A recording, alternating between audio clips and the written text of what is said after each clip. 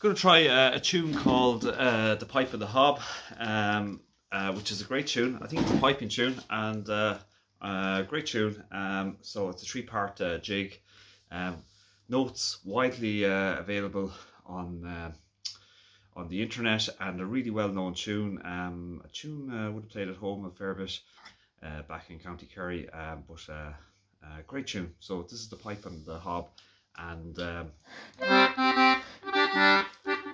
indeed I've played it in my own local house sessions as well, with a few friends.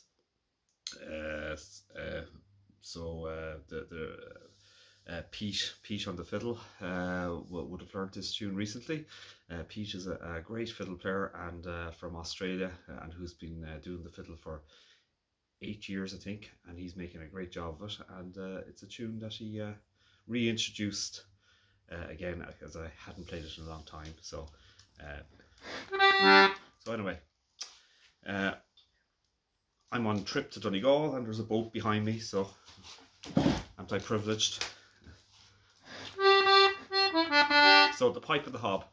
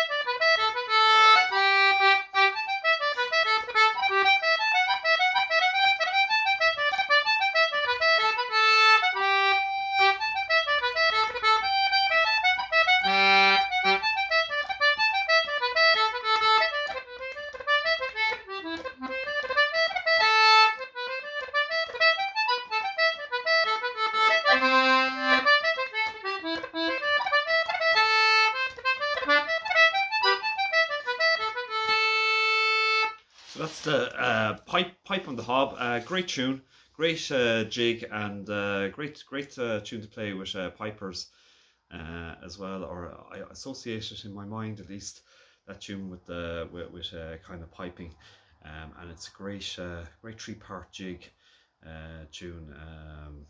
That's quite popular in sessions, and the notes are very, or the music is very much available on the internet. There might be different variations and variances of the tune, but it's pretty popular now. And it's great that the internet can give access to all these tunes in terms of music, and people writing them down and putting them up on the internet. So that's amazing in itself. So it makes it a lot easier to source and learn tunes. So now I'm just going to talk a little bit about ornamentation. I'm going to play this very slowly and just talk about, I suppose there's loads of ornaments you can put in to these type of tunes. You can double note to give emphasize rhythm. So like in the like every so often works very nice, and it kind of it kind of emphasizes or accentuates out the rhythm of the tune as well. And effectively, if you think of the tune again, I've said well, I always like to think of it at this stage or now at the moment, even is that the rhythm is kind of constant, so you can dance to it, and then kind of the embellishments and ornamentation there is to try and make it sound more wavy, so it's more interesting to the listener. So certainly tricks that you can do is use the bellows every so often, lengthen notes. So often people think about ornamentation, but sometimes it's nice to take out, put in a pause or space between the notes. I think the tin whistle player Michael Russell was always known for that type of style, and I think in terms of concertina players, definitely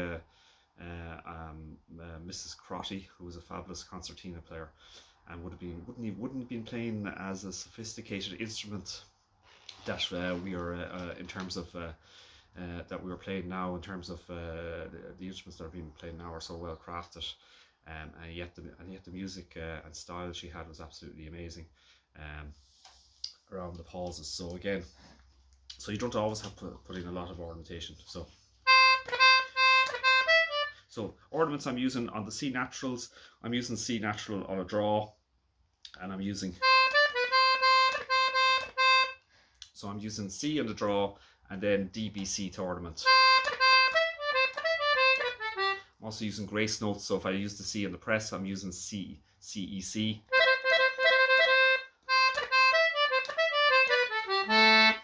I'm double octave playing on the A, the A and the low A, and the mine is on the press. So if I want to double octave the A, I use the A's in the press. So anyway, so we start with the first part of the tune.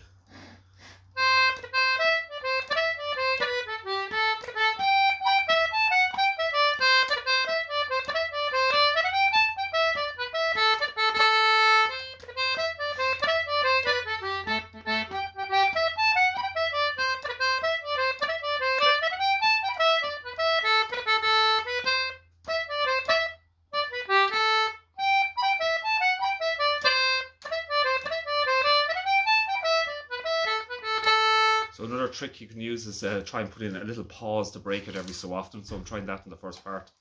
So again, just on the first part, don't get caught up too much in ornamentation. Ornamentation is about embellishing the tune. And the most important things I feel about the tunes is the rhythm and the melody. And after that, you're trying to just make it sound more wavy. So don't get too, and you can lengthen notes. So for in the first part.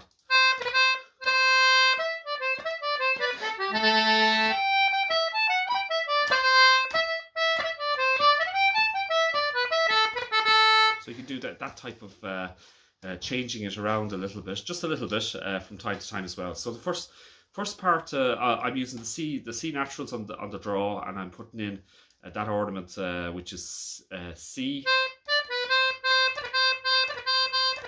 And the only way to practice those ornaments is to just bring them into your fingers in terms of speed. There's no other way.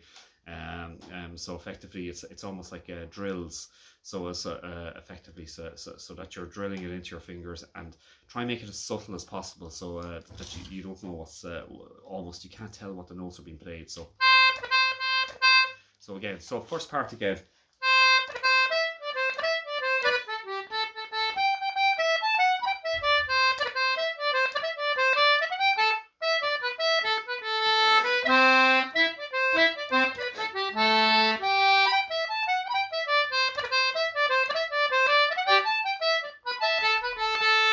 Second part.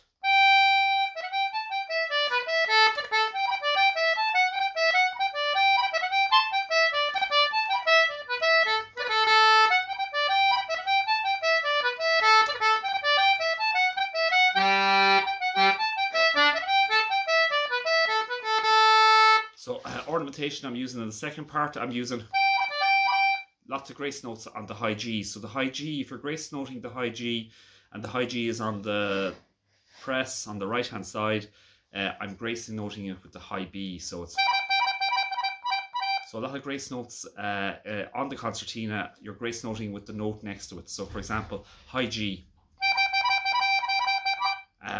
On C natural, it's C E C, and press, and it's the note next to it. So on the second part,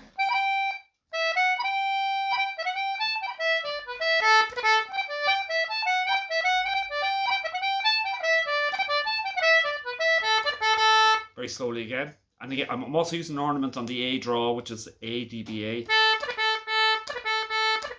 Again, there's only a couple of ways of practicing it. You just have to keep practicing it until it becomes a drill into your fingers.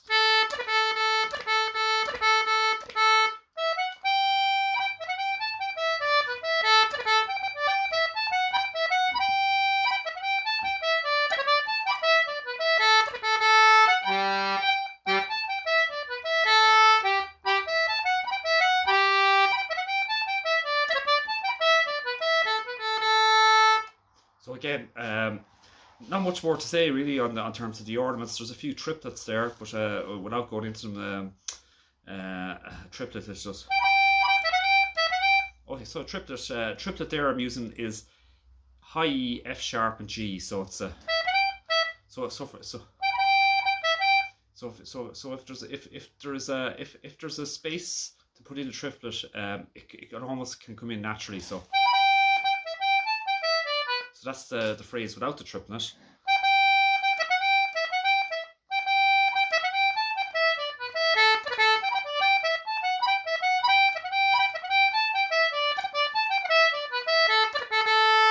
So, and then again you've got the A draw, which is the A ornament, which is A D B A.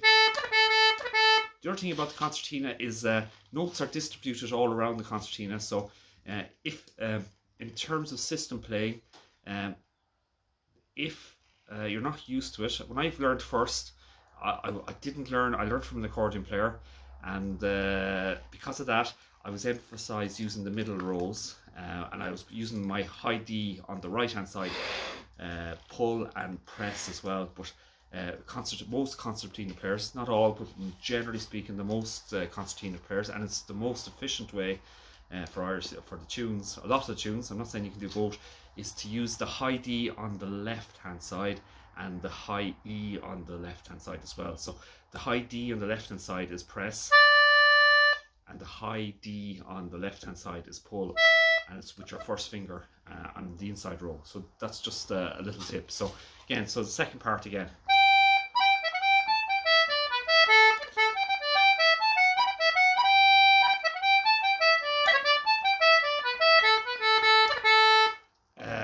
Third part.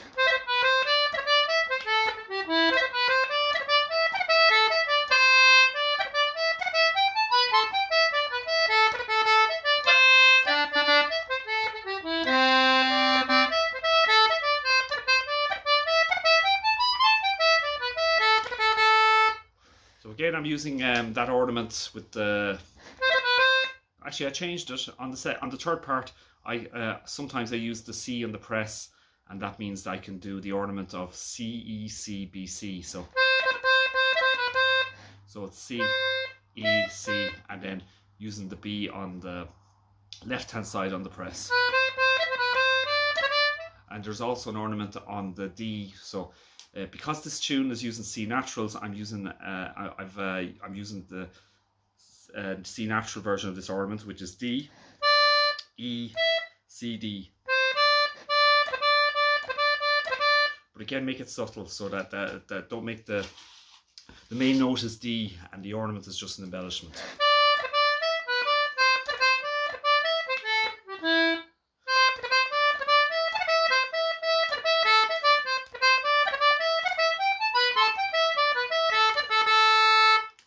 So again, play it very, very slowly again. First part, second part, and third. I'm going to play it really slowly once, and then just talk about the ornaments, and then I'll play it normal speed after. So.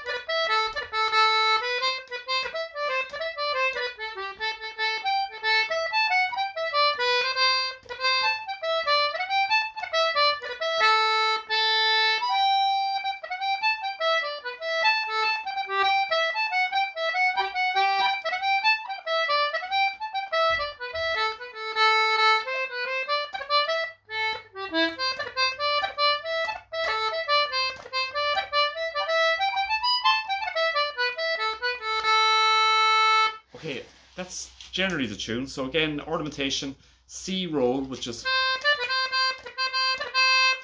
grace notes on the G's, which is GBG, and you got another type of a C roll, which is CECBC. So and then double octave play. So well, I'm going to play it maybe twice through now at normal speed. The other thing to do is really relax when you're playing. It's very much a connection to tradition, also connection to other people in terms of the music that's played. So Irish music is such a cultural heritage, and it connects into dancing and just company as well. So tunes around kitchen tables with tea. So anyway, this is the tune.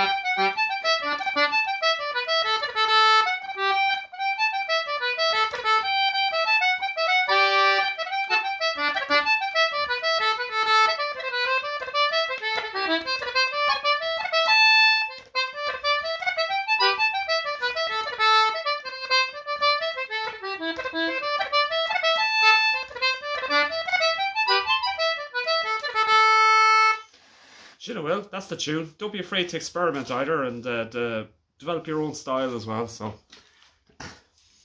great tune.